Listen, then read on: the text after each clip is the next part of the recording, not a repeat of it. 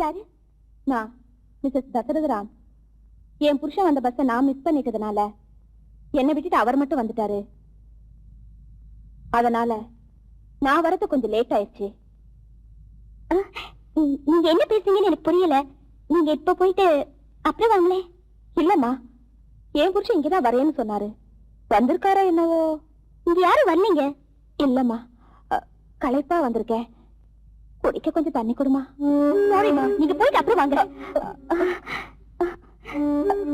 கதவு தரமா, கதவு தரமா பிளீஸ். சரி, என் புருஷன் வர வரைக்கும் இங்கேயே கொஞ்சம் வெயிட் பண்றேம்மா. ஏமா, அப்புறம் வாங்கம்மா.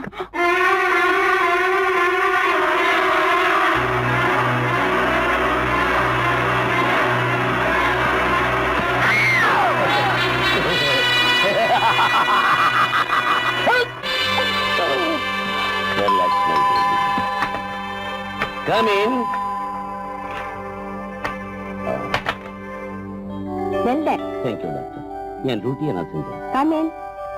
I am sorry, my child.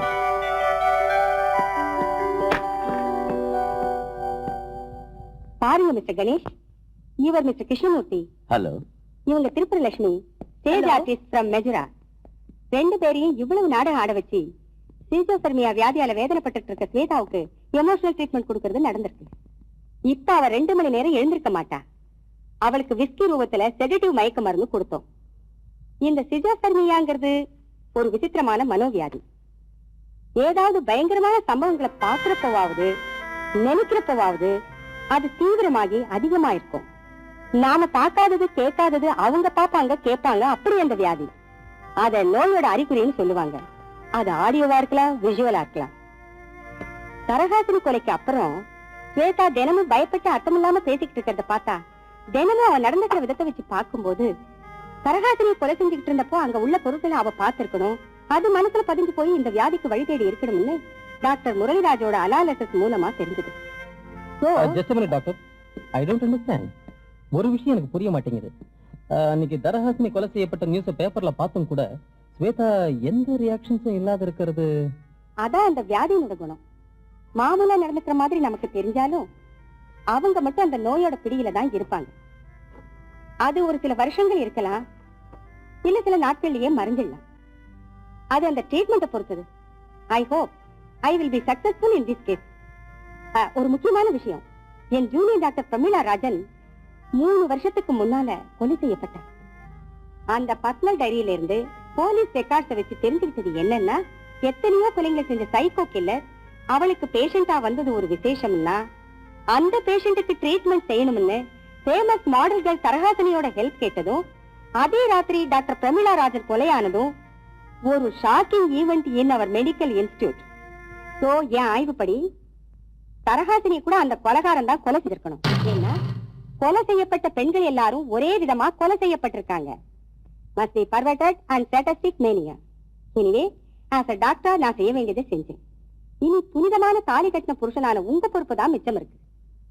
அவ கண் வீழ்ச்ச உடனே தான் கொலை செஞ்சதா விதவிதமான நினைவுகளோட உங்களை கேள்வி கேட்பா. தான் நிஜமாவே கொலை செஞ்சேன்னு வாதிப்பா.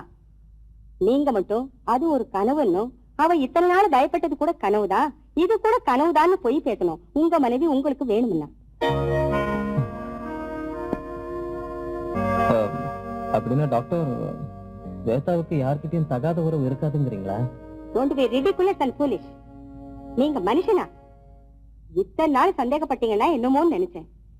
அட்லீஸ்ட் இப்ப இந்த பொசிஷன்ல கூடவா? அவ இருக்கிற நிலையில நீங்க இருந்தா?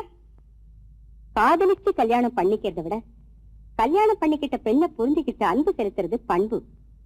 அது இல்லாதவன் மிருகத்துக்கு சமம். எனவே இந்த பர்னிச்சர் எல்லாத்தையும் புது பர்னிச்சரோட ரீப்ளேஸ் செஞ்சு பாத்ரூம்ல ரத்தக்கரைங்க உள்ள சேலையை எடுத்துட்டு அதே மாதிரி சேலையை கட்டி அவளை படுக்க வைங்க. ஓகே? அவ கண் விழிக்கிற டயத்துக்கு எல்லாம் புதுசா இருக்கணும். மிஸ்டர் கணேஷ், பெரிய மனச ஒரு பொய் சொல்லி வாழ்நாள் பூரா அவளுக்கு மறுவாழ்க்கையை தருவியோ, மறுபடி பைத்தியக்காரிய ஆக்குவியோ உன் இஷ்டம். மனோவியாதியால வேதனைப்படுறவங்களுக்கு பெரிய மனசு, கௌரவத்தோடு கூடிய ஆதரவே பெரிய மருந்து. Good bye. Thank you doctor.